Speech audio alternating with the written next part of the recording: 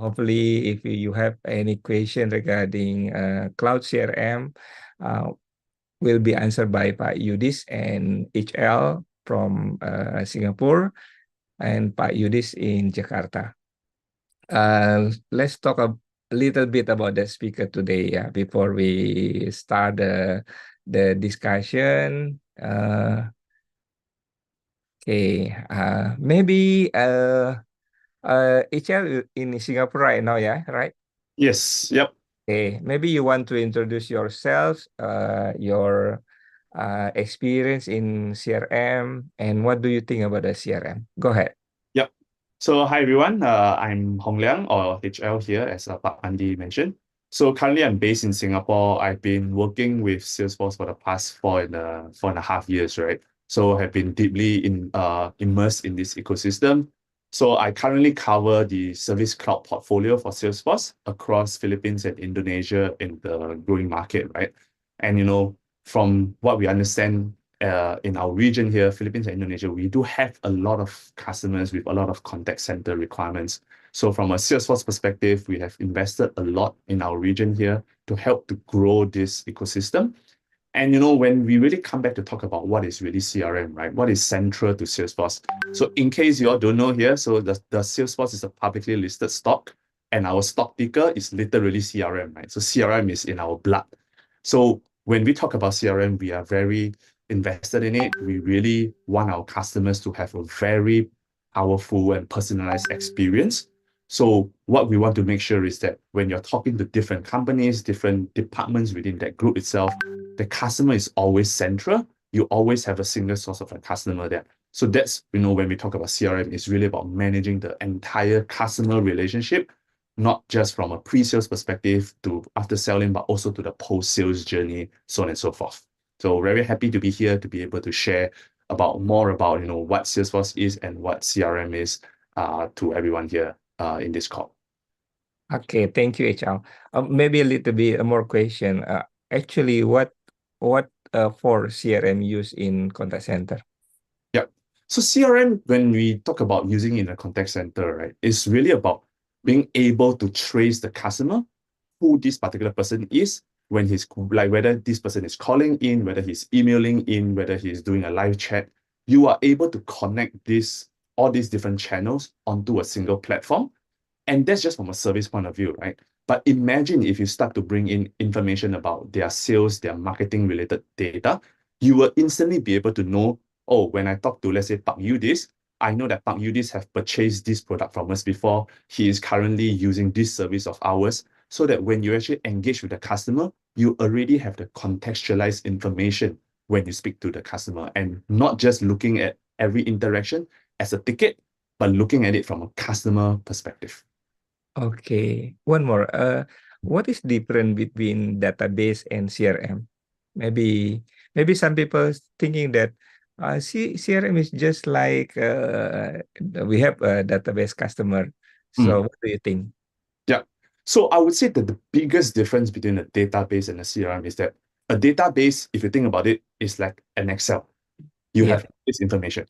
But is your agent able to know that at every point of the interaction, this is the same customer that you're talking about? Whether a customer, let's say, use the case when he's phoning in and he's emailing, can you link that customer instantly to the same customer contact record within your system to be able to identify that, oh, actually, when Pak Andi, you call me and now you email me, you're talking about the same problem, which means you're linking the same problem to the same ticket number instead of creating multiple tickets and having different agents receiving it and different people telling them different story. But now you're literally being able to provide that contextual information on the spot.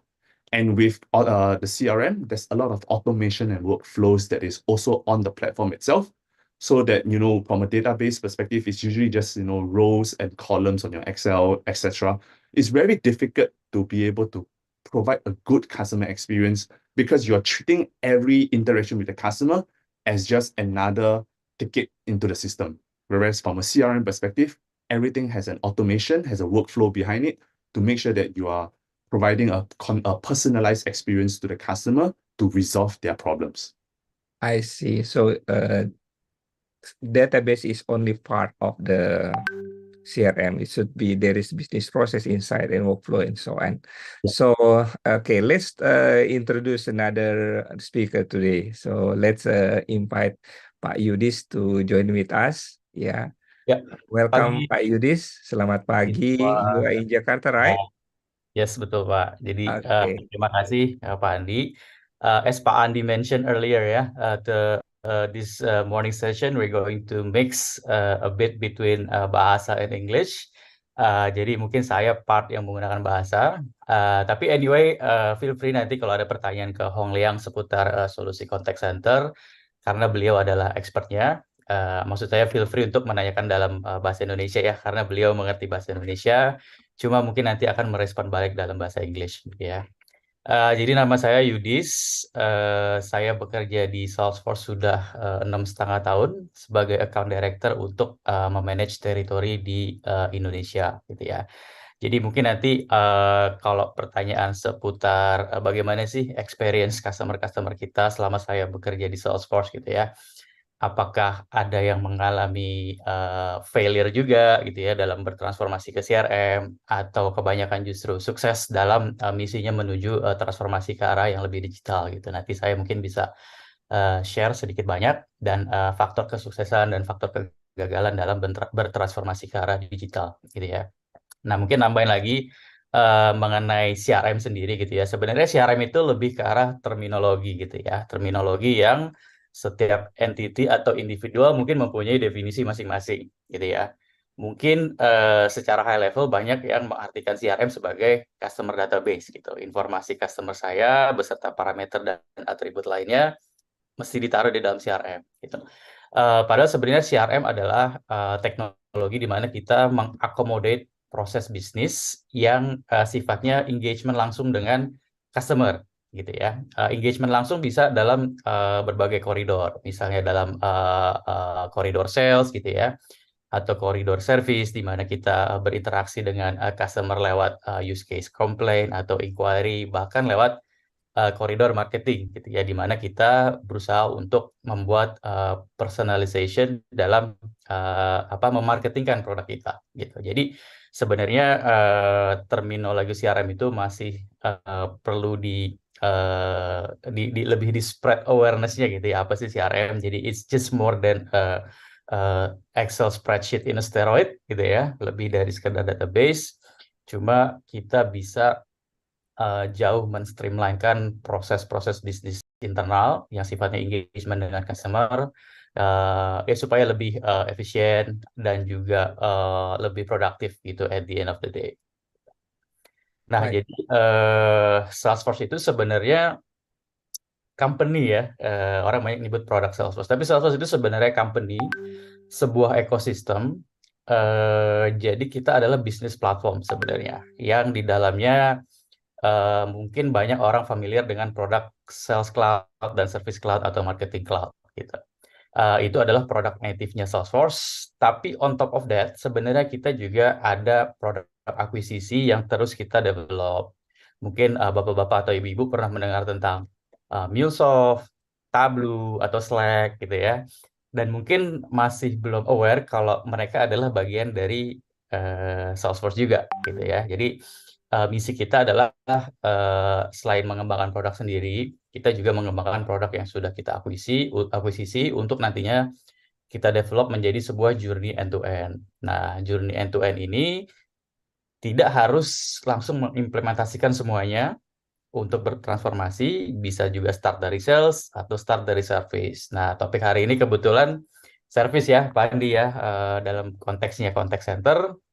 Jadi mungkin nanti kita akan bahas lebih dalam lagi. Seperti itu. Baik, Pak. Terima kasih Pak Yudis, gambaran awalnya mengenai hal tersebut.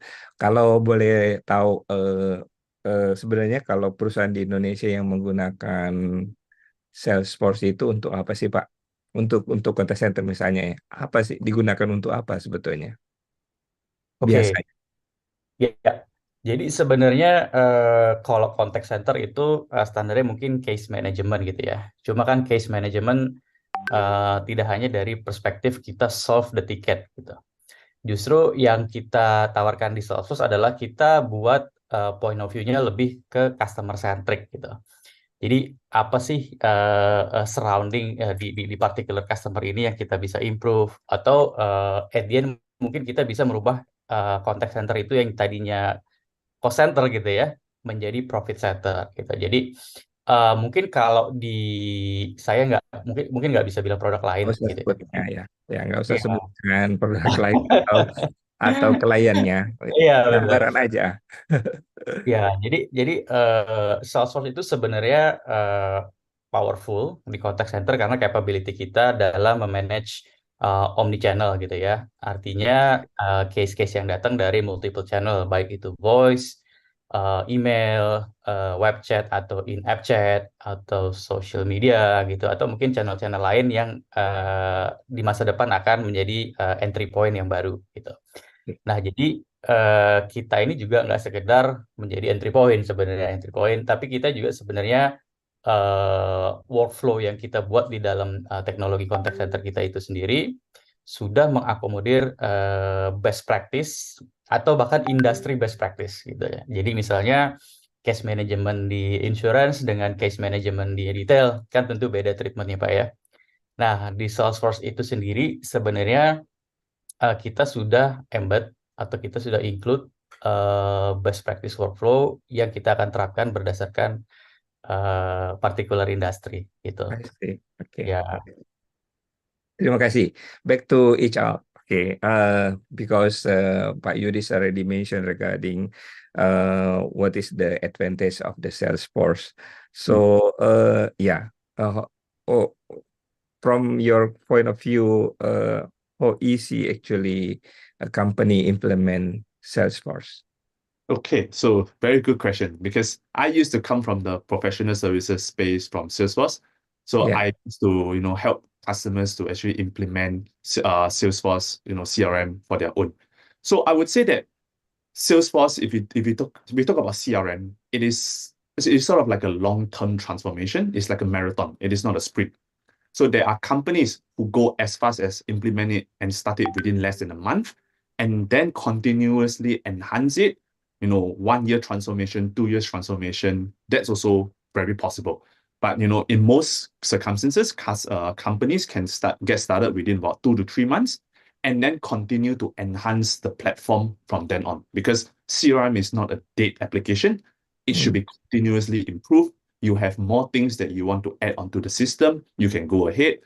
Because our vision is this: when you start off with CRM, your contact center agents may use it just to answer the customer cases or inquiries that come in.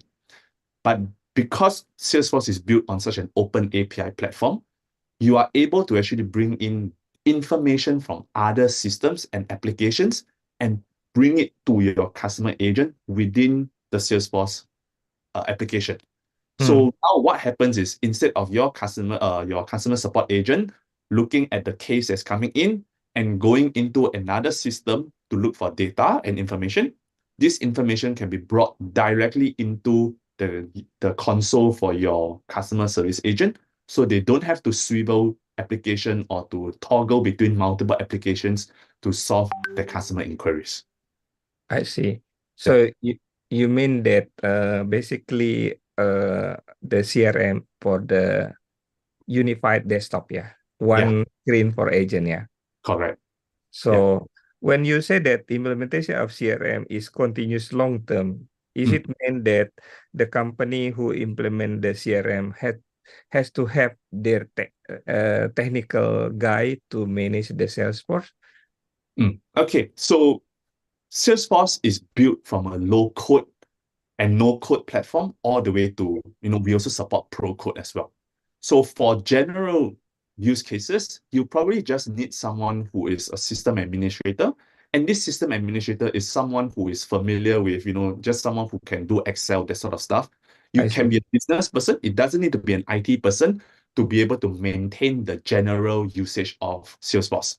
So some of the things that this person might do is that you might introduce a new product line item, and now you want to have a new menu or a new pick list for your customer support agents to be able to classify the case that is coming in. this is very simple and can be done by someone who just come from business. They don't need a full IT background.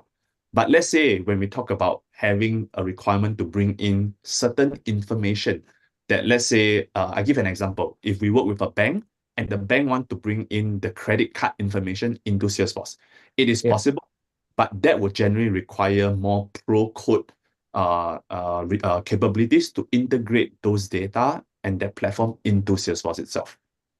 I see.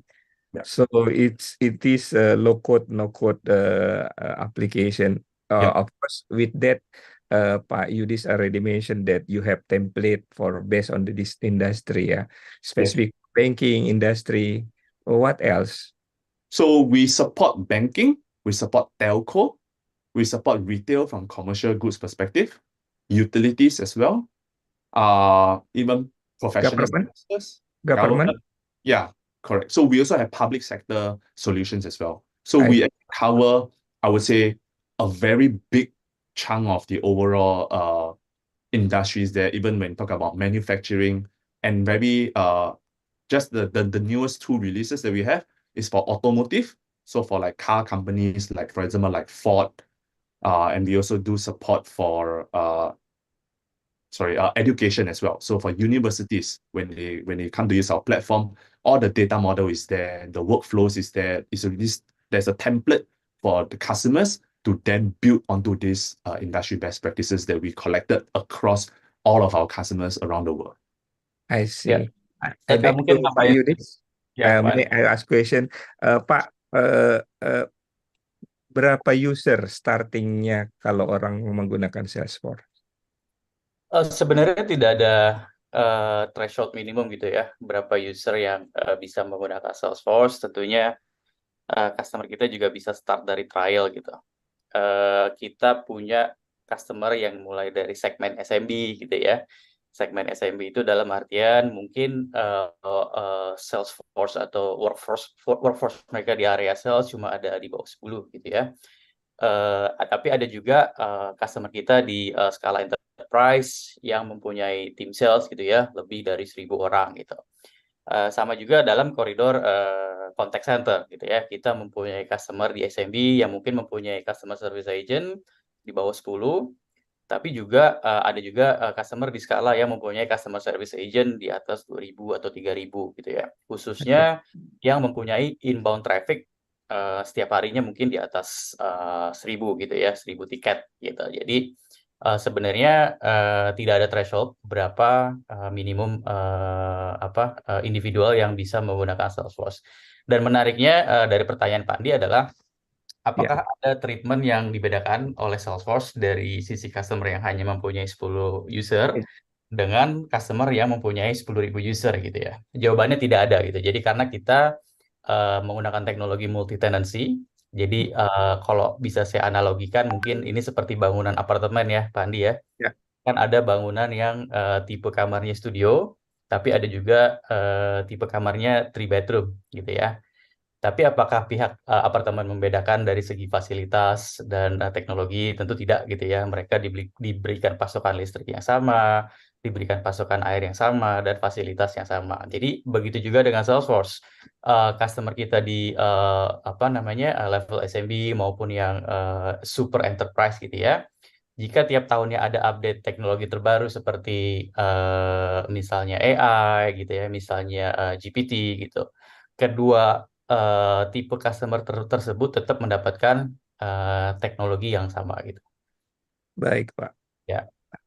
Anyway, tadi di-mention oleh Ical mengenai implementasi yang cepat dan growing-nya. Apakah Salesforce menyediakan pelatihan sebelum usernya bisa menggunakan atau ada trial atau apa yang service yang diberikan di Indonesia, Pak Yudis? Ya, dari Salesforce sebenarnya kita provide baik itu online maupun in-class training gitu ya, tergantung dari teknologi apa yang mereka akuisisi gitu. Misalnya dari aplikasi sales, tentu kita punya silabus untuk sales one-on-one, admin one-on-one gitu ya. maupun untuk yang aplikasi contact center gitu ya. Kita di silabus Service 101 dan Admin 101 juga. Jadi Admin 101 itu sebenarnya lebih ke karena nantinya customer tentu kan akan assign atau appointed seorang admin gitu ya untuk memanage accessibility, tim hierarki, and so on. Jadi itu biasanya assignment dari seorang admin. Tapi untuk user nanti tetap juga akan diberikan training yang berbeda mengenai how to operate Salesforce features lah, based on their respective roles or users gitu. Nah, selain dari Salesforce-nya sendiri yang bisa memprovide transfer knowledge tersebut, kita juga sebenarnya mengequip local partner kita untuk memberikan Integrator ya Pak. Iya, untuk memberikan pelatihan serupa. Dan biasanya itu jadi preference customer kita juga, Pak, karena kan bahasa yang digunakan bahasa Indonesia gitu ya. Tentunya harapannya akan lebih interaktif gitu ya jika training tersebut dilakukan dengan local language gitu.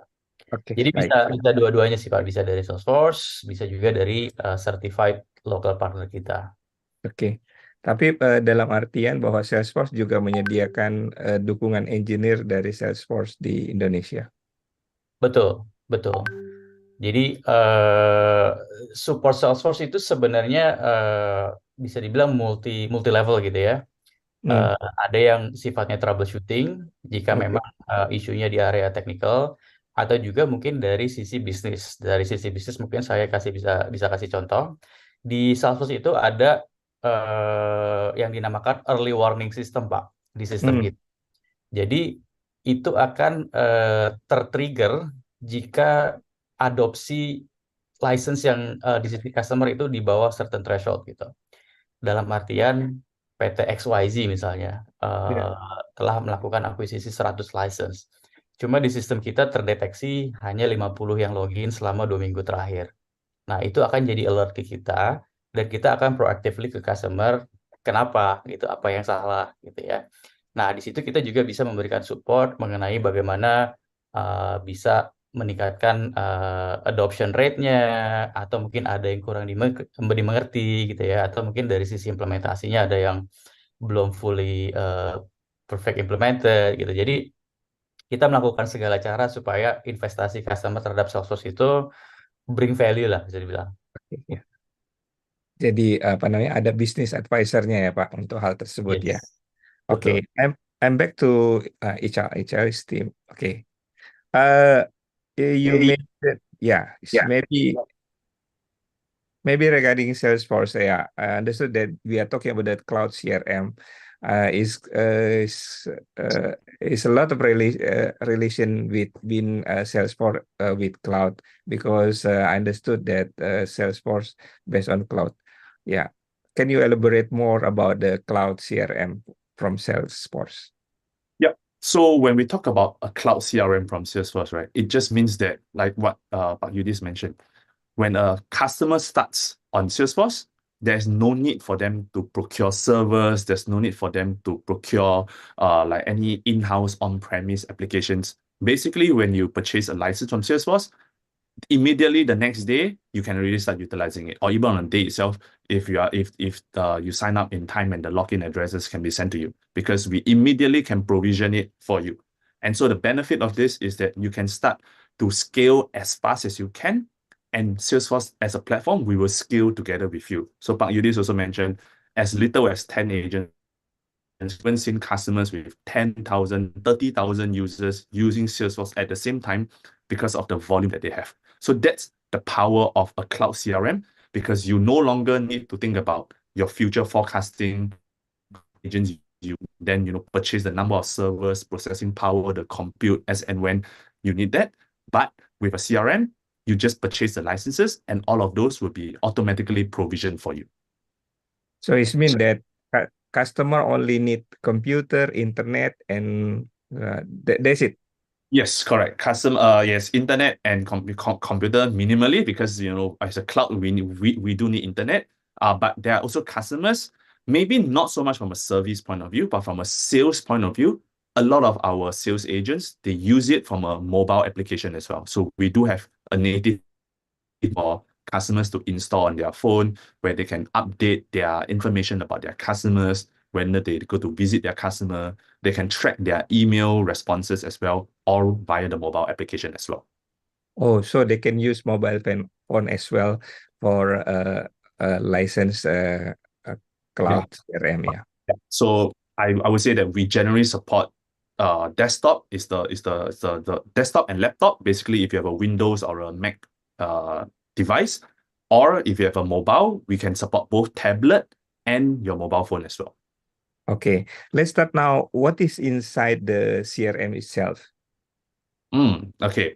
We are already talking about the database, workflow, and can you elaborate more? What is actually the features, advantage features, from Do you Salesforce? want me to go into the deck, the presentation, or you want me to just? Okay, if you want, I think it's 9:30 now, so, and we have 40 participants. If you want to go to present it, let's go ahead.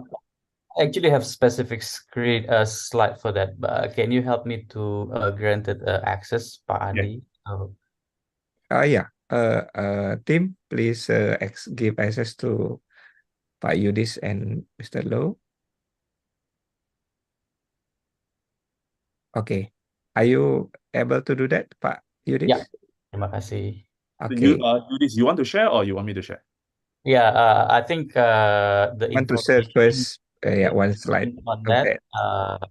you don't have it in your slide that you have prepared. So let me. Yeah, maybe people want to understand what is actually inside the CRM, because sometimes they only understand about this. Okay, so let's take a look.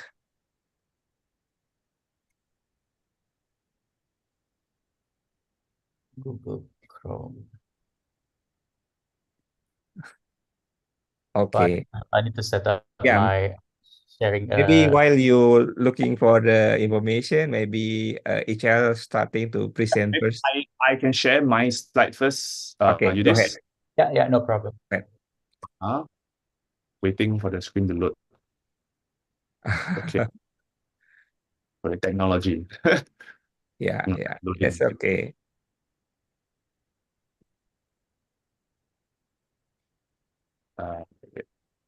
Yeah, you can also demonstrate later on about the looks Later, like. I can show you all the actual demo as well, so that you all can see the underlying platform itself, how it actually works. Anyway, can you give the ICCA? So let's talk briefly about what constitutes a CRM. So there are what we call as the standard features that will be the underlying platform from a Salesforce perspective. So you think about like your contact information or the company information, and these will be all information such as like the addresses, so on and so forth of your customer. So this is basically the profile information of your customer. And what we do apart from that is that when we talk about a contact center use case, we will need to talk about the cases that will then come into the customer itself. So, okay, I think I can share it here. I just won't have to present, because if I present, I think there's an issue with the lag time itself. So if you see about it here, right? Yeah. So what we are talking about just now, when I talk about, you have the overall account and the contact information, that's from a base platform perspective. Okay. And then your cases, etc., those are all additional features on top of your CRM platform. And with that, from a whole service center, contact center perspective, that is where we build upon the service foundation here. So when we talk about the overall case management here, we talk about having knowledge articles directly inside the Salesforce CRM. So this is where the knowledge articles can help your customers to be able to do certain sort of like the FAQ or certain guided steps for your customers. We also have the routing there available for your customers, for the cases to be routed to the right people at the right time. We do have incident management when you have a widespread outage, maybe in your application or in your system, so that when a customer come in and they log a particular ticket, you can actually all tie it to a particular incident, so that when that incident is resolved, all of these tickets or the cases that your customer have raised will automatically be closed as well. And of course, beyond all of this, there's also a lot of built-in reporting and dashboards and insights that are already part of the workflow so that all the information can be easily reported upwards to management as well. Because I think coming back to the question, comparing with a database, etc., what is the main difference is that all of this information is already within the platform. You can easily do your reports and provide insights as part of it. But when we take a look at what we can do even more on top of all of this base foundation layer, is that when we talk about AI, we know about how there is ChatGPT now, with OpenAI, there is predictive AI and generative AI that Salesforce has. So from a predictive AI perspective, Salesforce has started this almost 10 years ago. We started predictive AI engine. And now, in the past 1 year, we have also worked a lot on the automation, the autonomous AI side of things with our generative AI features. But beyond that, there is also the orchestration and the workflows that come as part of the platform itself, which also helps to bring forward the overall Service Cloud platform here in Salesforce. And we support this across almost all the channels that you can think of, be it from a self-service perspective, be it from chat, from email, from a voice call, even for your engineers who might be in the field, we can also support that. So that's why we support service contact center from the customer service. HL, this is how about the Bahasa Indonesia? Whether your platform itself. Yes, conversational agent. Sorry, I think I might have some issues with my Zoom connection. So hopefully everyone still can hear me. Yeah, we can hear you. Yeah. Okay. Is it working for Bahasa Indonesia? Which one? For the conversational AI, Okay. generative AI. So generative AI for now, Indonesia is still on the roadmap, but for some of the predictive AI features, it does work with Bahasa Indonesia. I see. Yeah, but the underlying workflows, orchestration, automations, those are not language dependent and can be set. Okay. Oh, we lost you. Yeah. The voice, yeah. Ya, Okay. Jadi, mungkin kalau saya bisa tambahkan Pak ya, karena mungkin Please. slide ini sedikit terlalu busy gitu ya dengan banyaknya box dan icon gitu ya.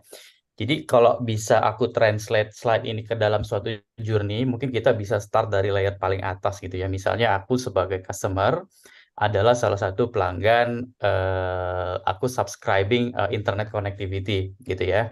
Jadi ketika aku ada inquiry, ada case, atau apapun itu bentuknya yang saya mesti reach out ke si provider. Nah, jadi si provider ini bisa memberikan 4 touch point gitu ya, yang bisa saya lakukan sendiri ya. Mungkin self-service, di mana saya berharap ada FAQ terhadap case saya dalam bentuk portal atau digital application gitu ya. Jadi sebenarnya case yang saya hadapi tidak perlu sampai transfer ke agent. Lalu mungkin touch point lainnya adalah contact center atau customer service dan field service. Field service mungkin dibutuhkan ketika saya punya problem terhadap let's say set-top box atau modem atau cabling saya yang mungkin terputus gitu ya. Nah, itu touch point yang bisa di-provide oleh Salesforce gitu. Nah, lalu lewat channel apa aja yang bisa kita provide gitu kan oleh si provider tersebut. Nah, itu ada di layer kedua sebenarnya. Jadi either bisa kita provide information melalui portal, lalu bots gitu ya, dan channel-channel lainnya. Nah, di layer ketiga itu di mana kita bisa berusaha sebisa mungkin untuk either kita deflect case-nya itu dalam artian, oh mungkin banyak case yang sifatnya terlalu repetitif gitu ya. Jadi sebenarnya tidak harus sampai tahap aman transfer ke agent. Mungkin kita bisa defect ke either itu bot dalam bentuk AI atau mungkin dynamic FAQ di portal kita, atau kalau memang harus sampai transfer ke agent sudah dibekali oleh workflow screen flow. Jadi basically dia tinggal ikuti aja guided itu ya, namanya guided wizard lah. Jadi ketika customer menjawab yes, dia juga sudah tahu next-nya harus bertanya apa. Ketika customer menjawab no, dia juga sudah tahu harus menjawab apa gitu ya. Nah, baru kalau memang sampai tahap di mana case-nya butuh eskalasi atau memang case-nya lumayan kompleks gitu ya, maka di layer keempat ada service foundation di mana si agent juga dibekali oleh tools-tools untuk mempercepat dalam resolution case yang masuk gitu ya.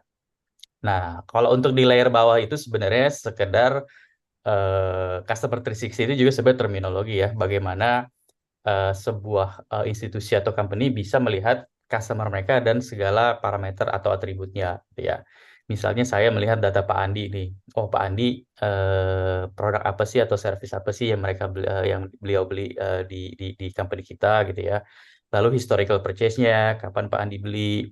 Lalu kalau dari area service, oh case apa aja sih yang Pak Andi pernah raise ke kita, apakah semua sudah selesai SLA. Lalu mungkin kalau dari sisi marketing, oh Pak Andi ini customer kita yang berhasil kita konversi dari channel apa sih?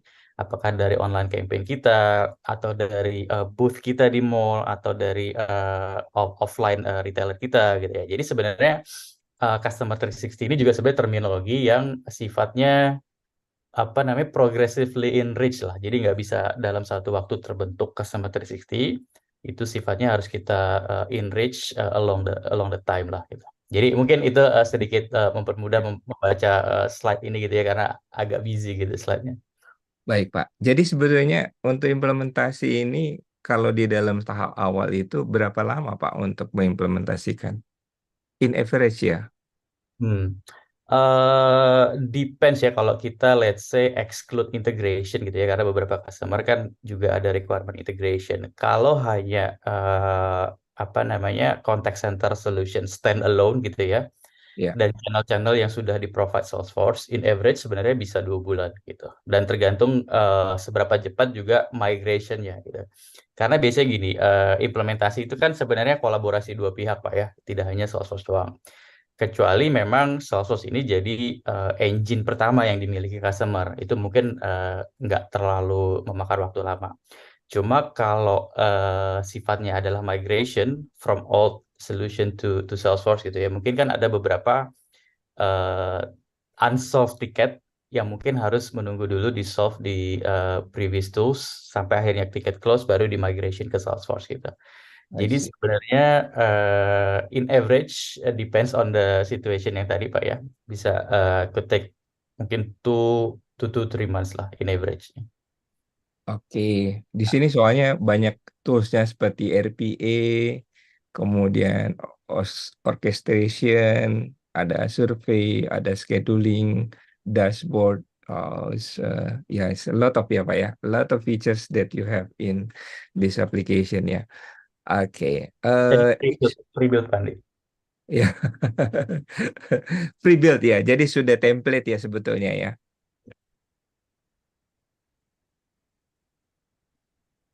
Oke, Pak Yudis, ya masih bersama kita kah? Oh iya iya, tadi saya sempat beberapa detik. Oke. Iya, iya, iya. Itu semua adalah pre-built atau sudah template base ya, Pak ya? Betul. Dan kita Betul. belum bicara yang industri Ya, Pak gitu ya. dan sudah ada contoh-contohnya yang mungkin bisa diadopsi ya dari hal tersebut ya. Jadi biasanya, oke, mungkin ini kita bertanya lebih lanjut kalau begitu. What is key success to implement this one? I mean that is because it not should be overtime, yeah, overnight to implement this one. Maybe some preparation required to before implementation because some business process inside. How about you, HR? So a lot of times when we talk about implementing CRM or in a contact center space, I think we need to look at where the customer is coming from. Are they coming from a platform like a database like just Excel? Or have they come from another CRM before and they have challenges with that CRM and now want to move on to Salesforce, right? So I, with knowing the problem that they have before, it helps us to know where they want to go forward in the future, because Salesforce can conform to a lot of processes that our customers have because we are easily configurable. So we tend to want to suit the customer processes so that they are able to we are able to fit the use cases that they have. So one of the biggest success criteria is knowing where the future of their contact center do they want to go to. We can even think about is the full integration with everything, with all the information inside the platform, and then taking multiple phases to then start to implement towards the overall big goal that they have. And importantly, there is also the change management that comes as part of it, helping every agent to be equipped and to be skilled to move onto this platform itself. I think, by and large, these two are very important criteria for us to be able to move forward. Knowing what does success means from the start and how we actually provide the change management and training to get the customer to be successful. I see. Yeah. You want to add, Pak Yudis? What is the key success for the contact center implementation? Kalau berdasarkan experience saya, adopsi di contact center sebenarnya bisa jauh lebih smooth gitu ya dibanding proses sales ini sendiri, karena ketika kita migrasi atau menggunakan sistem baru, di mana sebenarnya tidak boleh ada kekosongan gitu ya, tidak boleh ada idle, di mana kalau terjadi idle justru akan terjadi chaos gitu Pak, di mana agent tidak bisa memanage tiket yang masuk tanpa adanya tools gitu ya untuk eskalasi atau untuk memberikan feedback gitu. Jadi sebenarnya key success-nya itu sendiri adalah bagaimana manajemen gitu ya bisa cascade gitu ya. Kalau ini adalah sistem yang harus diadopsi, dan ini justru adalah sistem yang bisa membawa benefit untuk agent itu sendiri gitu ya. Jadi di mana mereka akan di-measure secara productivity, dan tentunya kalau itu menjadi KPI mereka dan mereka dibekali oleh tools yang mumpuni gitu ya, tentunya mereka juga akan happy untuk mengejar achievement mereka lah dalam hal KPI tadi. Okay, Pak. But I think when we are talking contact center, it's not only about the services itself, but now majority contact center moving to the area of marketing and sales. So, what do you think to integrate all those into contact center? So I think that's the power of Salesforce, right? Because it is all on the same platform. Your information from a sales and marketing perspective can already be brought into the service contact center very easily. Because when we're talking about, let's say we're talking about Pak Andi in the service, in the case management or contact center perspective, it is the same Pak Andi who has purchased a service before with one of our sales representatives. So Yes. that's the power of us doing this. So it's actually very easy to actually bring in all this information because we are all on the same platform. You don't have to do multiple, you're not doing integration between the platforms because they are all already natively built on the same set of customer data information. I see. Is it mean that when they buy CRM, there is different between marketing package, sales package, and customer service package? Yes, correct. So when we talk about a contact center use case, generally we will talk about the Service Cloud feature from Salesforce. And we talk about sales, we do have our Sales Cloud features. Our marketing, we have Marketing Cloud. Even from commerce, we have Commerce Cloud as well. But by and large, all of these customer data are all unified onto the same Salesforce platform. I see. Okay, Yeah. so yeah. Okay. Yeah. So if you think about it, sometimes what customers do is that they might get started with Salesforce on the contact center use case first. And Yes. then eventually in phase 2, they start to bring their salespeople onto the same platform to continuously enhance it. And they are not doing an integration between the platform. It is just enhancing on the existing contact center service cloud platform that was already built. Yeah, but sometimes what is management don't want to wait too long before contact center giving the contribution to the business. Yeah, so definitely they can do together. There is no stopping the customer to actually want to implement the sales cloud or service cloud or marketing cloud features together at the same time, because there are a lot of customers that do this. And actually, I think one of the biggest advantage here that we didn't even talk about is because now all of this on the same platform, the contact center is no longer just a cost center. It Yeah. becomes revenue generation. Imagine if a customer contact you to say that, oh, let's say we use issue with a car company, automotive company. The customer call in to say that, oh, the car break down and is requesting assistance.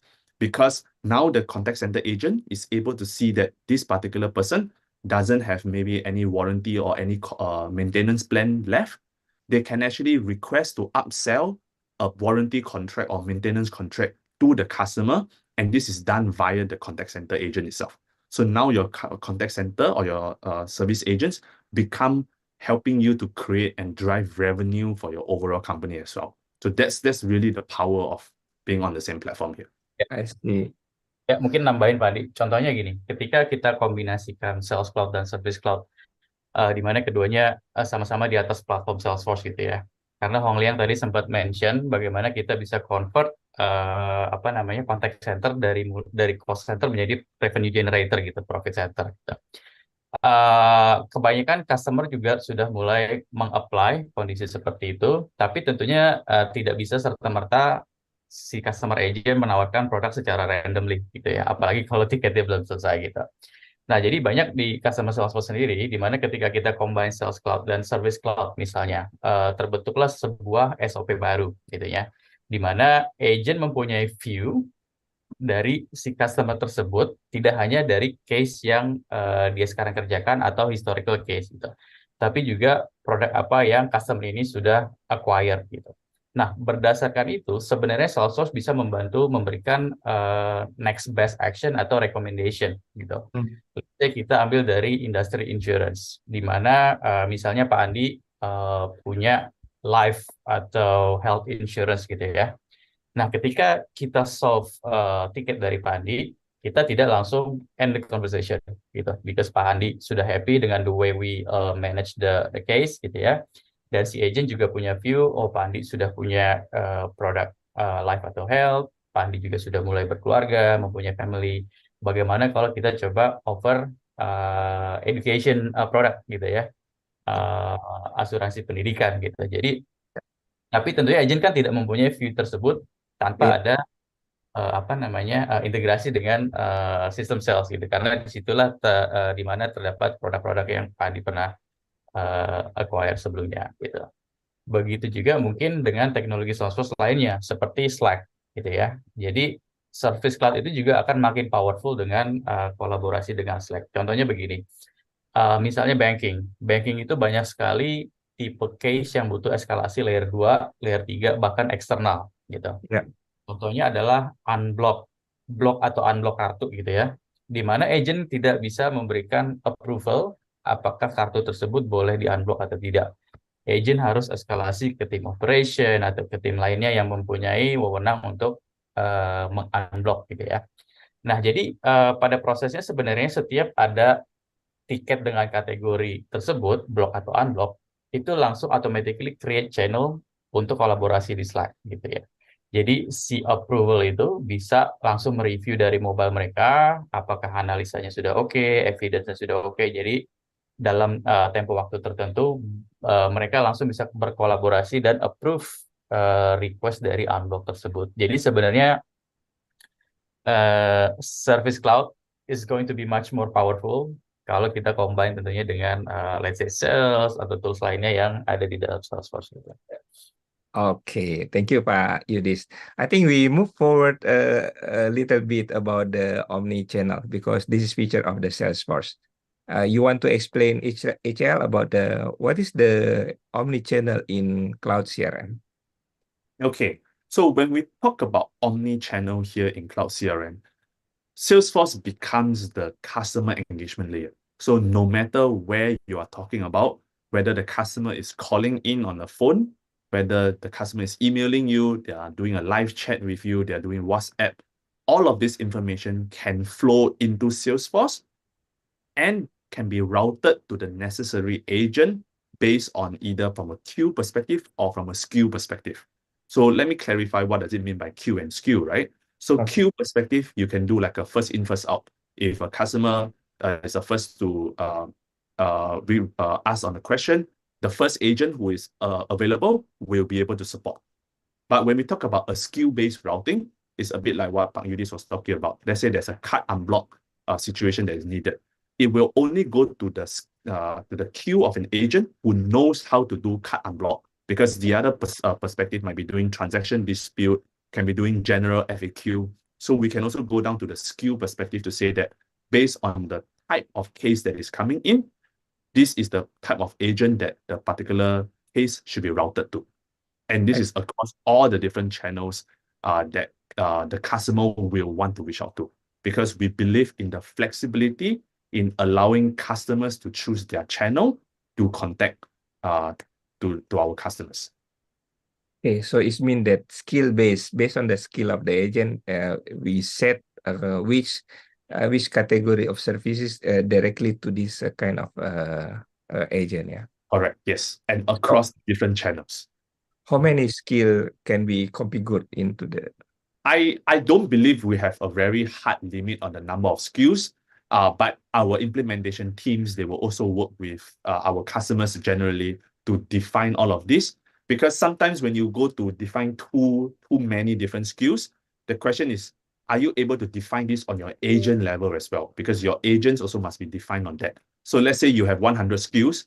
Are you going to do a ranking of your agents for these 100 skills as well? So there is also that element of being able to do this kind of like triaging and the configuration for it. Okay, in the term of the successful strategy, in your opinion, which one more preferable? They have multi-skill in the multi-channel, or a single skill for the specific channel? I think for most customers, especially I think in our region here, generally the agents are cross-trained, which means they can handle multiple different skill sets at the same time. So generally, we'll start with more of a queue-based routing. But over time, as the contact center matures and they get into very unique use cases, that's only when I think skill-based routing will come into play. So most customers will start with queue-based and then eventually move into a more specialized skill-based routing. I see. Skill-based, based on the channel, yeah. Yeah, based on the channel and the skill. When you implementing multi-channel, it means that you still need the telephone. So is it provided by Salesforce, or another vendor will provide the telephone? Yeah. So Telephonic. maybe I will share one screen just on this. I think it's a very good point, right? Is that Salesforce supports all the different channels, but there are certain channels that we do not support in a way, natively, because that's not the digital channel for now. So if we talk about voice in particular, we have a lot of our telephony vendors as partners already being able to bring in the voice into Salesforce. So for example, some of the names might be familiar, will be like Genesis or like Nice in Contact. So what happens is that they will provide the cloud telephony that will then, once the call is really received, it will be taken and be answered directly from Salesforce. So from a user standpoint, to them, it doesn't matter what vendor from a voice you are using, they are all answering from Salesforce itself. I see. Yeah. I know that in Indonesia, many contact center using Avaya. You not integrate with Avaya? So I believe Avaya is also one of those that we are actively working on to integrate into Salesforce as well. That is actually one of the channels that we also know that there's a lot of customers using. So that's actually, it's not on this slide, but there is talks and in active discussions to actually bring it into this Salesforce platform. I see. Yeah. Okay. Another feature in Salesforce you mentioned about the scheduling yes. I mean that because sometime what is actually scheduling in terms of this one? Okay, so I think when we talk about scheduling, there are in general contact center topics, there are two usage of scheduling. Yeah. Believe the one, Pak Andi, you might be talking about is more from a workforce management sort of scheduling. Yeah. That is something that Salesforce does not do very well at the moment. And that's why we also work with vendors like Genesis, where they bring in their workforce management to do the scheduling within our Salesforce platform itself. When we talk about scheduling in specific from a Salesforce perspective, we do have a very strong scheduling engine in terms of like our field service application, etc. But Yeah. honestly, when it comes to a contact center standpoint, especially from a workforce engagement to forecast the number of agents required, etc., we are still fairly basic there, which is also why we work with other vendors like Genesis or even other workforce engagement vendors to then be able to do the forecasting of the number of agents, so on and so forth, within the platform. Yeah, including nice, Verin, Very nice. Yes, correct. yeah, Calibrio. Yeah, okay. That's okay. So we already talked some features of yours application. How about the RPA? You mentioned about RPA as well. Yeah. So for RPA, we do have a solution as part of our Salesforce ecosystem called MuleSoft. So MuleSoft RPA does bring in the capability to automate certain manual tasks that is always actually being done. So that can also be brought into the Salesforce ecosystem via the MuleSoft RPA side of things. So that Right. these things can be triggered and run by the platform. I think like what you just mentioned about the next best action, those can actually be triggered as part of those next best actions calls, etc. Is it part of the workflow? That's not how we define our standard workflows, because Okay. our standard workflows are actually built on the platform itself. So if you think about it, some of the workflows that can be done is like what Yudis was talking about. Let's say a cut unblock, and the cut unblock have to go through multiple steps, and it's a guided step for the agent to actually go through. It may call another system to check information. So those are considered part of the standard workflows in our Salesforce CRM. Okay, thank you, Pak. Yeah. Okay, I know that Salesforce have a lot of others tools like Tableau. Maybe you want to elaborate more about that. Yudis, pass to you. Okay, You go want ahead. to bahasa Indo also? Oh yeah, bahasa Indonesia. I actually Yeah. have Oh Ah. yeah.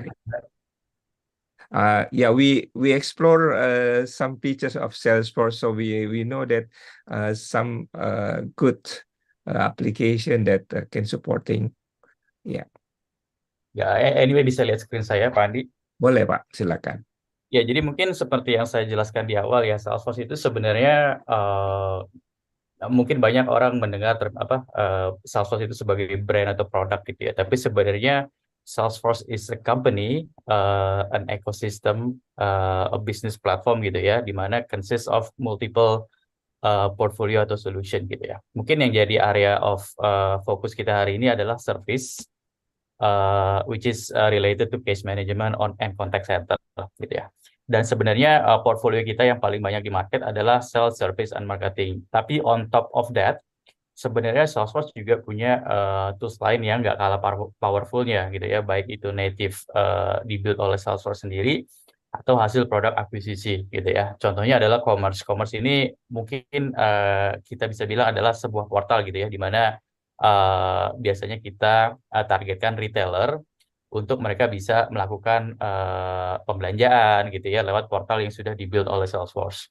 Nah, tadi juga saya sempat mention soal MuleSoft, lalu ada Slack, dan mungkin pertanyaan Pak Andi terakhir adalah soal Tableau gitu ya. Ya.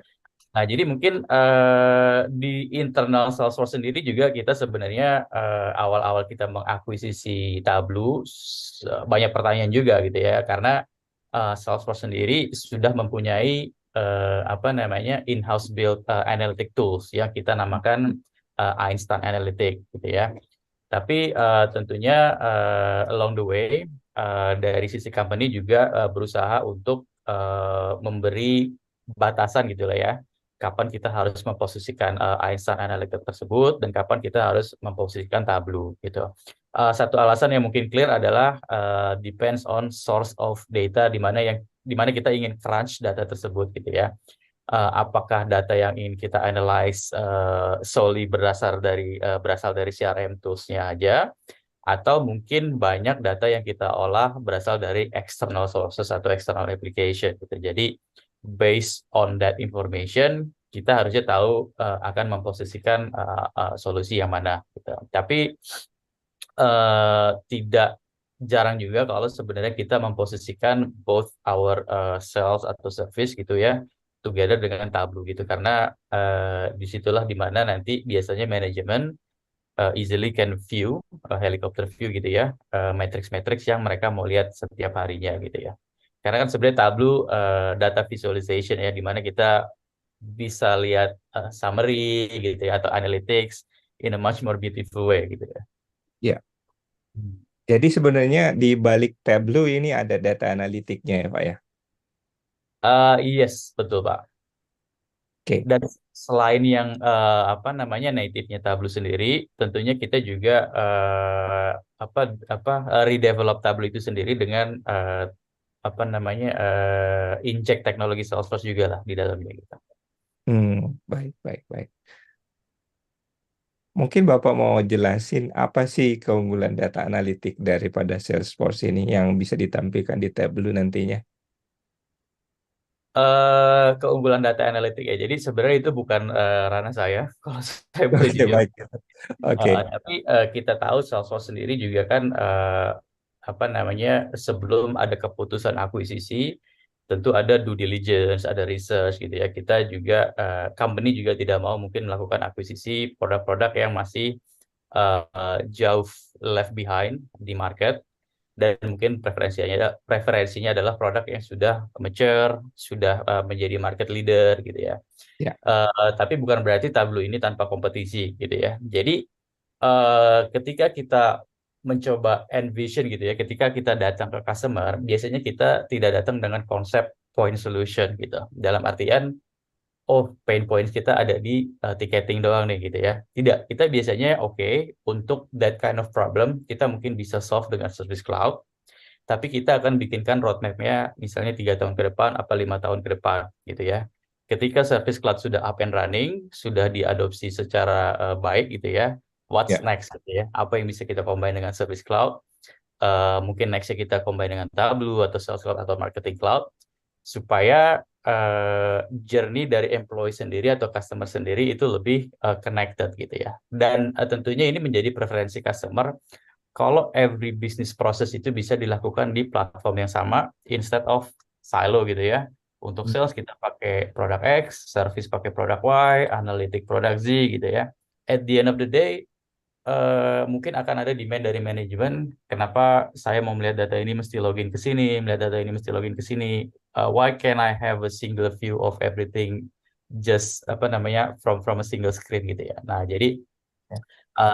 Itu sih sebenarnya yang mau kita achieve dan mendiferensiasi kita terhadap baik itu data analitik yang lain atau mungkin tools contact center yang lain gitu. Baik Pak Yudis.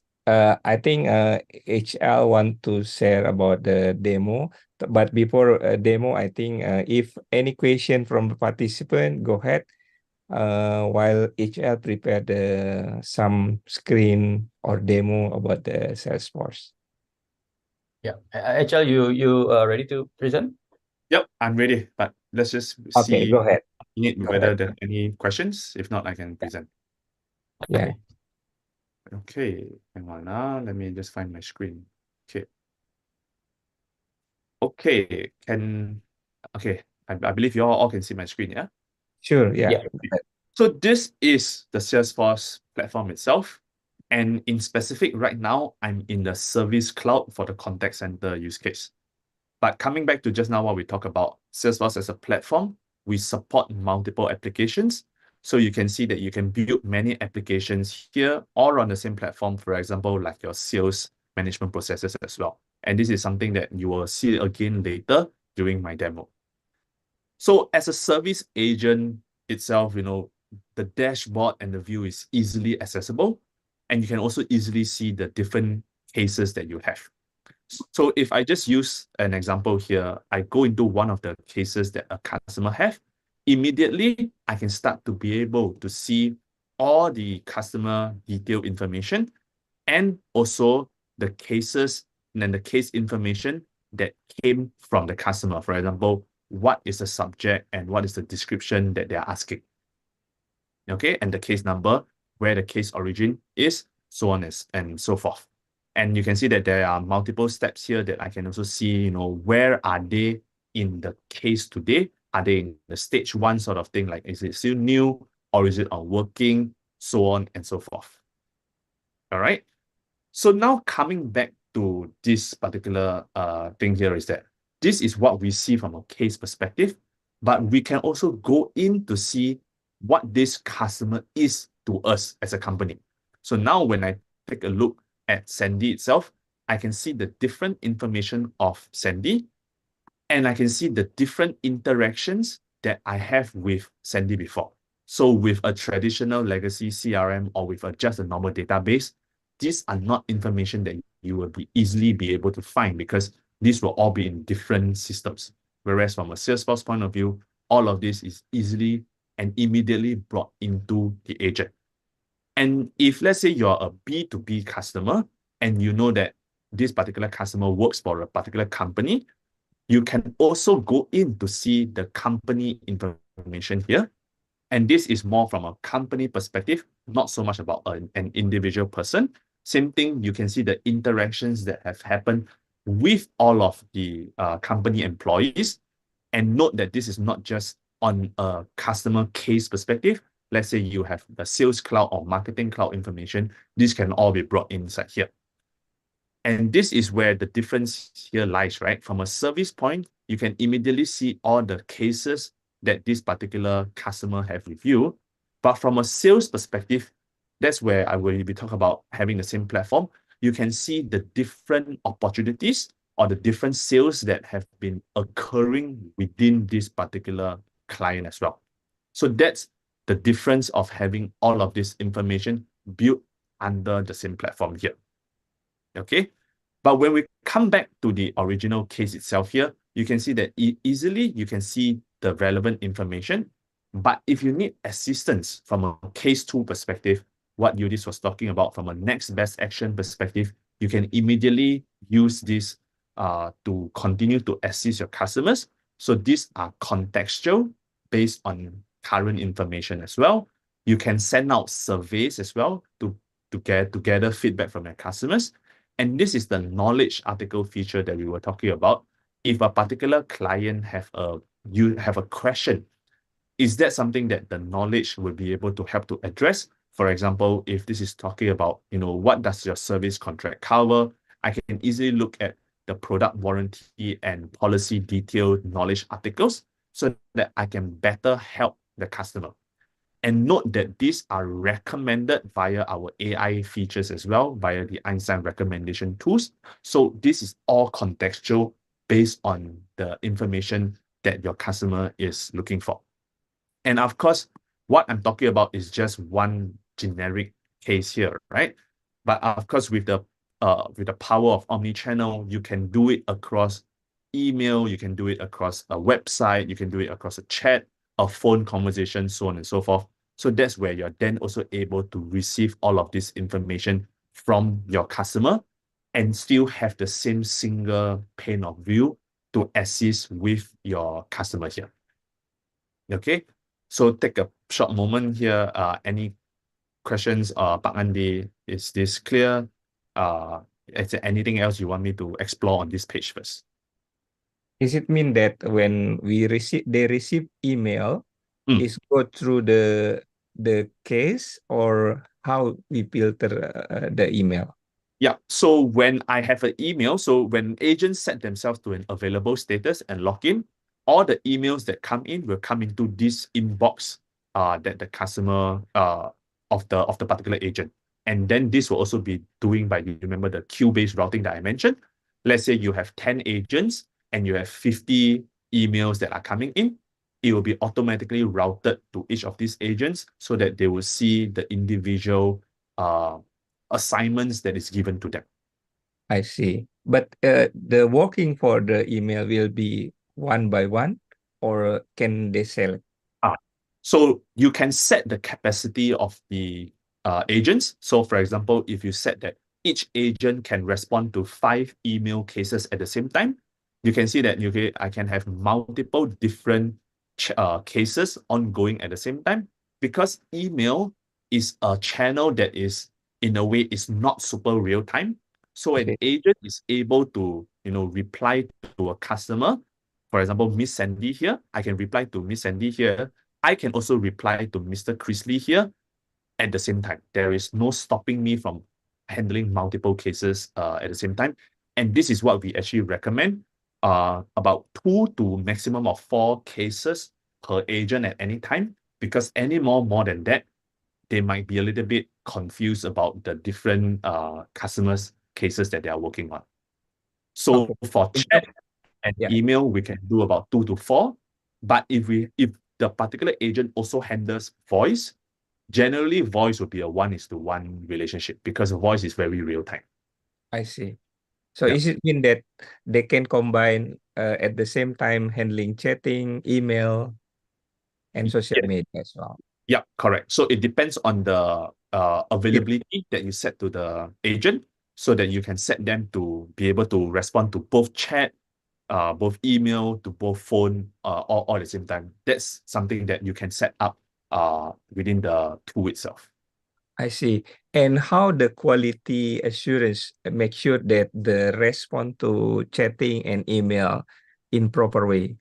Okay, so we do have, from a supervisor perspective, we do have what we call like an omni supervisor dashboard.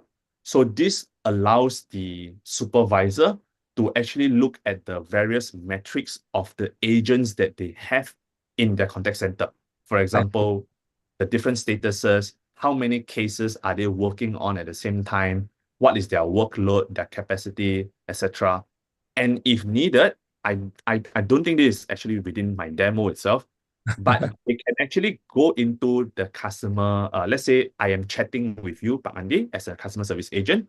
As a supervisor, I can go in to view the chat that is ongoing between the agent and, let's say, you, Pak Andi, and provide support, what we call like a whisper function, I to see. the agent at the same time.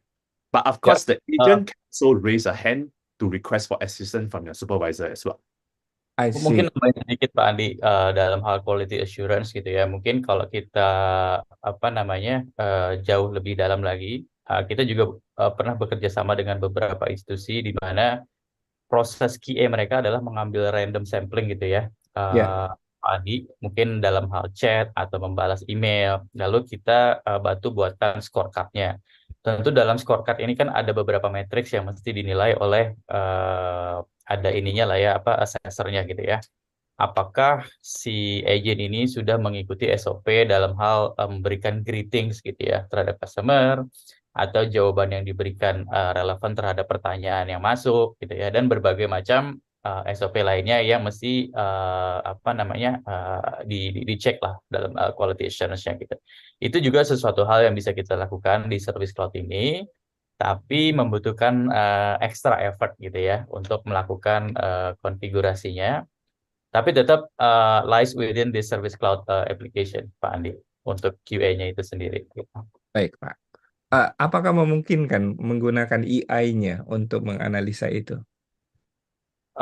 Selama menggunakan bahasa Indonesia kita masih belum kayaknya, unless memang conversation yang terjadi di contact center English, itu entirely English, full English, the answer is yes. Baik, Pak. Okay, there is question from participant here, Pak Hari Pajri. You want to speak directly to HL atau saya bacakan pertanyaannya? Oke. Pak Hari mau berbicara? Oke. Ya, kayaknya beliau tidak ini. Ya, tadi saya sudah baca sih. Oke, silakan Pak Yudis. Secara pendek jawabannya adalah ya, kita punya pengalaman bekerja sama dengan public sector yang mungkin secara branch tidak bisa saya mention gitu ya. Jadi institusi seperti government airlines gitu ya, atau government logistic company gitu, kita adalah existing customer kita.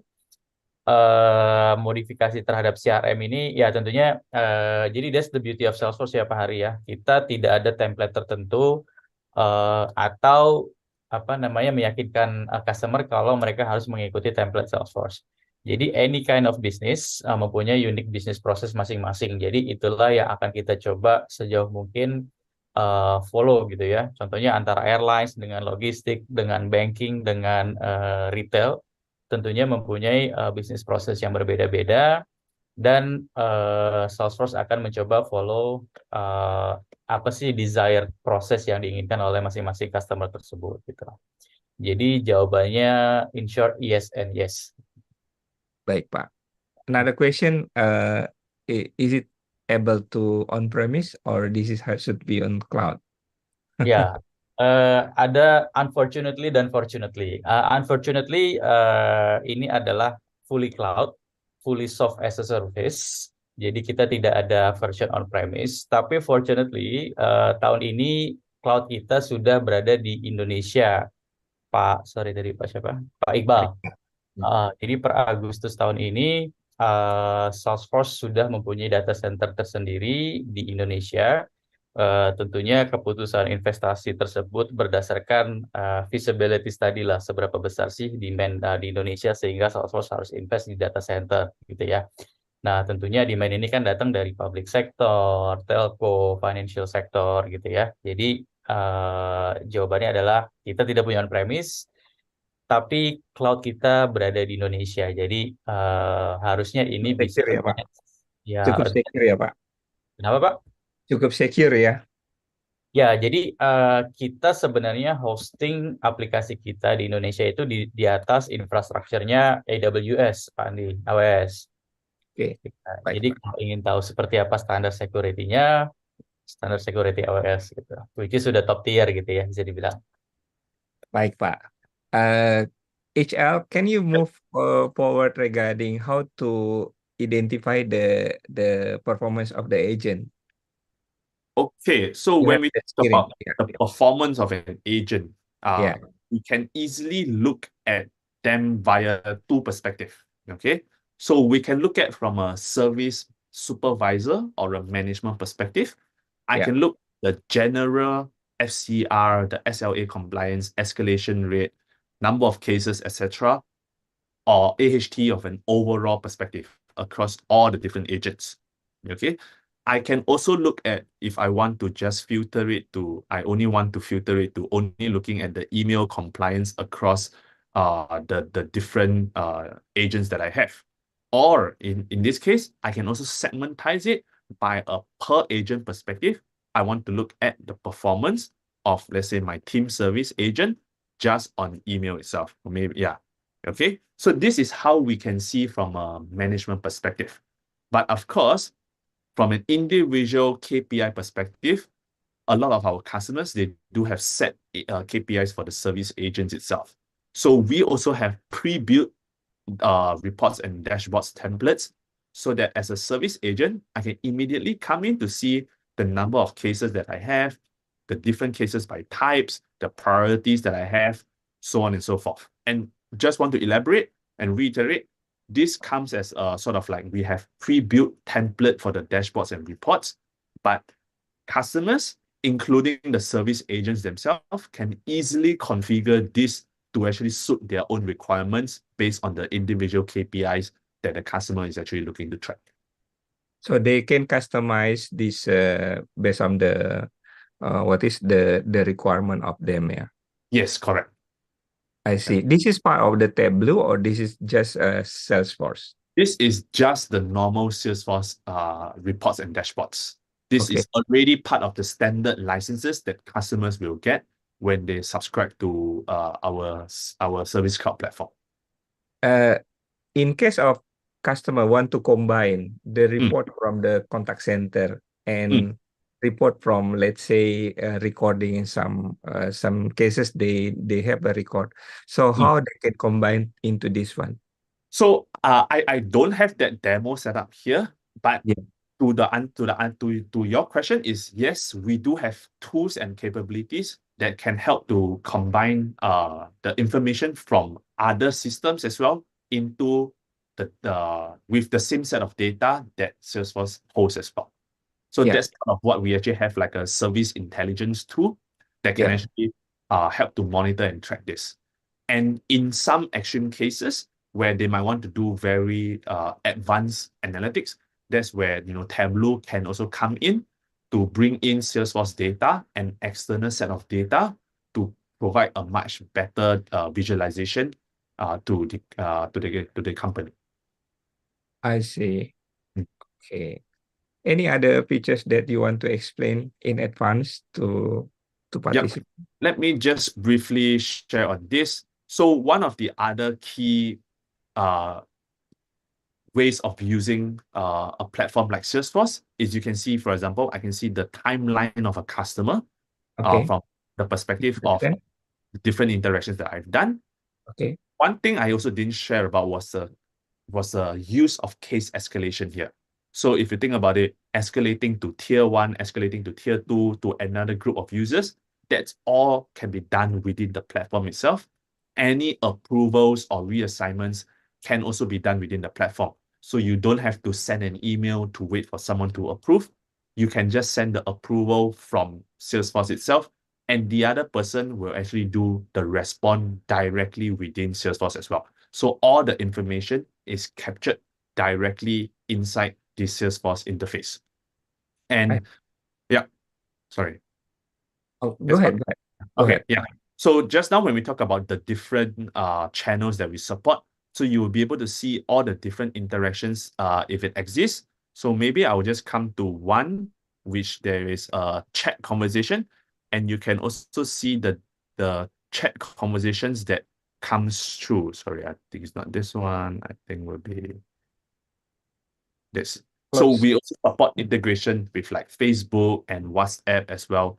So you are able to see the exact interaction that have happened with the customer itself. So for example, in this case, I can take a look at the messaging conversation that has happened between the customer and the agent beforehand. So all of this is all captured within the Salesforce interface. So you don't have to capture this in another platform or to bring in all of this information. And you can then also do your analytics around all of this information. So the idea from Salesforce perspective, and of course, potentially you might need something like Tableau, is whatever that is in Salesforce, we allow you to do the reporting on it, because that's the power of having the platform on this single view. And Okay. lastly, briefly to talk about, okay, sorry, maybe two more things. The entitlement, the SLA, let's say you have a 24 hours response time, 6-hour response time, those can all be configured within the platform as well. And just lastly, to talk briefly about, I think back to what Pak Yudis was talking about, collaboration with other team members if necessary. We Yeah. also support case swarming via Slack. I So see. that becomes a very powerful way to get immediate response and access to your tier 1 agents without needing to wait a long time for emails, for them to actually settle it via email, etc. I see. It Yeah. seems that quite complicated in terms of the user interface, but how long it takes for user to train to master of using this application? Okay, so in most cases, contact center teams, I think we will recommend about 1 to 2 weeks worth of training. Okay. But I would say that because the user interface is quite intuitive, a lot Yeah. of agents, they do know how to use the platform very quickly. I And see. on top of having the normal training that our partners may actually provide, we do have our own learning management platform. It is called Trailhead. So Trailhead also comes with a lot of modules that is bite-sized, just 15 minutes, 20 minutes of your time, where you can actually learn how to actually use the platform from a maybe slightly more advanced perspective, so that they can actually learn on their own, not necessarily just on the use case that was designed for them, but maybe even for a slightly different use case, so that they can then bring it forward back to management to say, maybe this is something else that we can look to support in the future. I see. And Yes, Ya, you did. ya, menanggapi tadi apa namanya pernyataan Pak Adi, ya mungkin secara UI agak busy gitu Pak ya, agak terlihat sangat full atau kompleks. Tapi ini sebenarnya adalah standar demo environment-nya Salesforce, di mana mungkin masih banyak field-field yang sifatnya ya default demo gitu. Tapi again ini adalah sifatnya configurable. kalau dari sisi bisnis customer merasa tidak dibutuhkan, field yang ada di standar environment-nya Salesforce itu can easily be take out Pak Andi gitu. Untuk terlihat UI-nya jauh lebih slick, clean and clear gitu ya. I see, Pak. Okay, another question here, Pak, about the knowledge management, because I think this is also powerful for Salesforce. Do you use interactive or to helping agent answer the question how knowledge management work for Salesforce? Yep. So our knowledge management is actually KCS, I think V6 verified, which means we have worked closely with the institutions itself to make sure that our knowledge is a knowledge center service style, which means it's actually embedded into the flow of work to assist with our agents. So just now as an example, if the customer sends a particular email or a message that is relevant, and our Einstein, our AI, is in the background looking at the information about the case, they can then recommend the suggested articles that is relevant for this particular customer. And you can easily also embed the article into the email, where you can then send this article directly to the customer to say, oh, this is actually going to be relevant to you and helpful to you. So you can use this to actually look at the information. And that is from a agent assist perspective. We also are able to expose these knowledge articles to customers. So what a lot of customers do is that instead of just having a contact us page, they have a help center, and the help center have the commonly asked questions. All the FAQ is there, so that when they type in the question that they are asking, the case article, the knowledge article, can be easily pushed and provided to the customer to see, so that they can do self-service without needing to create a case. I see. Yeah. So that's just some of the ways that knowledge is embedded into the flow of work for our agents here. Yeah, in some cases, contact center use chat, chat to help agent, Correct. chat generative AI, yeah, to help agent. What Yeah. do you think about that? So I think generative AI is very powerful, right? Because it has the ability to provide a very natural language process, sort of like answer without the need to train it too much, because we have seen how ChatGPT and LLM has done it, right? But I think as part of that, we also know that a huge challenge is in terms of like hallucination and going off topic, because just because your chatbot is able to reply to something, but generally when you ask a totally different question, it actually will also answer, because the large language model itself that was used to train it covers not just your products or your services, it covers across everything. So at least the way that Salesforce is going down the path to embed generative AI onto bots itself, we are taking it slowly, step by step. We do have visions where potentially it might be fully autonomous, but for now, we are making sure that there is a hand in the loop, there's a human in the loop, to verify the contents that will be sent out via the generative AI itself before it is going out to the customer. So that is to prevent and to double check on all of this hallucination or wrong information that might be added into the chat conversation itself. But there is definitely a strong push and strong vision for us to embed more generative AI features to assist the agents and to provide even better self-service for our customers. I see. Okay, thank you. I think that already 1.5 hour we talking about this. Hopefully, we already give a lot of insight about the CRM Cloud by Salesforce to participant. If any other question, please raise hand or talk directly. If not, I think Ari has a question. Pak Andi, izin Pak Andi. Okay, go ahead. Pak Andi, mohon maaf tadi saya lagi di ruangan jadi tidak bisa bicara karena terlalu berisik. Jadi izin Pak Andi, tadi pertanyaannya tadi saya sudah dengar jawabannya dengan baik, tapi menurut saya jadi kan kalau dari presentasi yang atau dari diskusi yang sudah berlangsung itu apa ya, kelebihan value dari Salesforce ini adalah dari segi bagaimana bisa mengoptimalkan revenue gitu ya Pak ya. Sementara kan kita tahu kalau nature-nya di public services itu kan tidak ada revenue Pak. Jadi bagaimana kira-kira nilai yang apa nilai tersebut itu bisa apa ya, kita misalnya ingin dari public services ingin menggunakan eh, apa ingin menggunakan jasa Salesforce ini tetap kita bisa mendapatkan value yang optimal gitu walaupun kami tidak memiliki kepentingan untuk profit oriented misalnya Pak Adi. Izin Pak Adi, mungkin itu yang ingin saya tanyakan. Ya, oke, Pak Yudis. Oke, good question, Pak. Jadi mungkin untuk institusi pemerintah tentu tidak ada KPI atau objektif yang namanya profit, revenue, top line, bottom line seperti itu ya.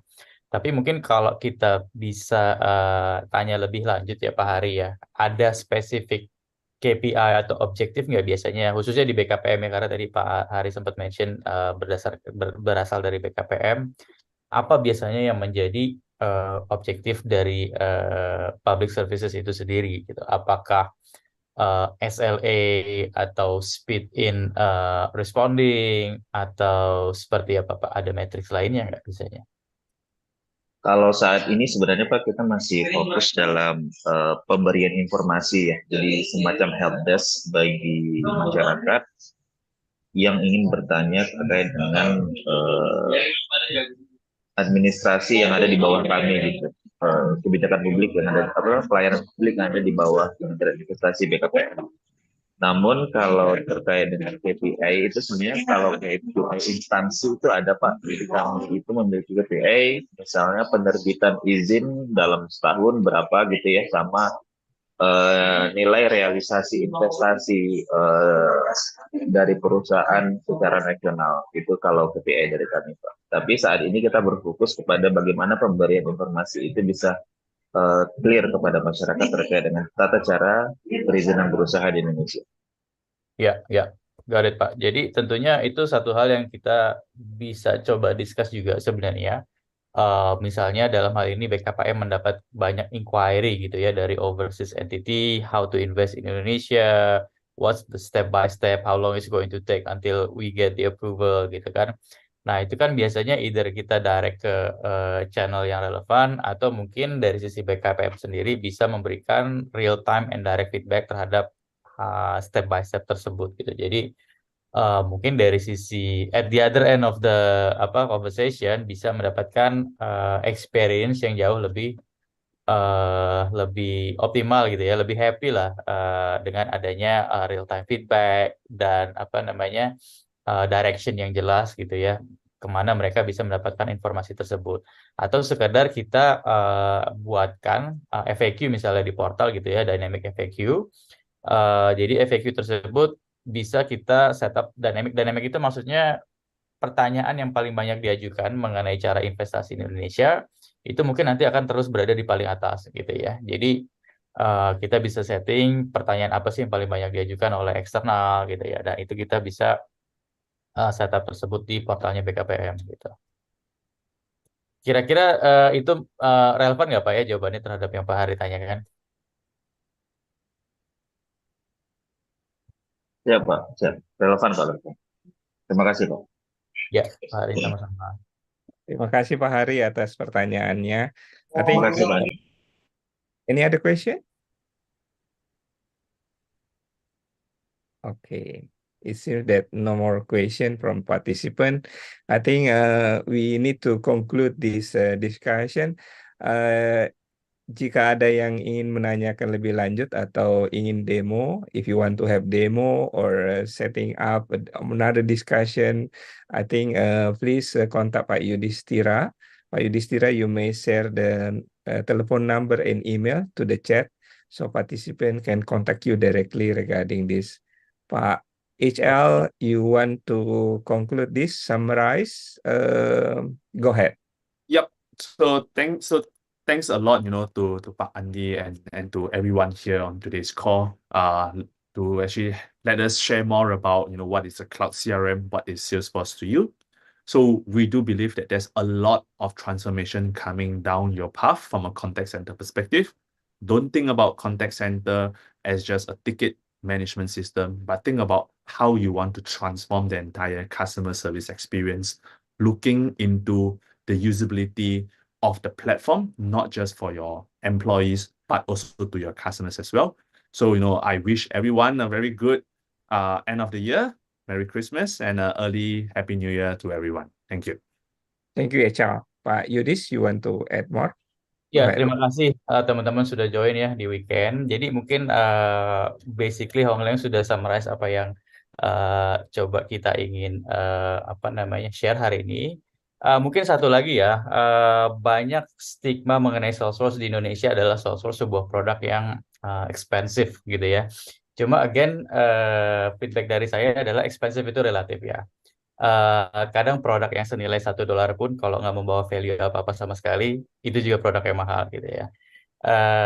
Tapi produk yang mungkin seharga $100 gitu, jika itu berhasil membawa value dalam hal streamline operation, bring improve customer experience and so on, itu akan jadi produk yang murah.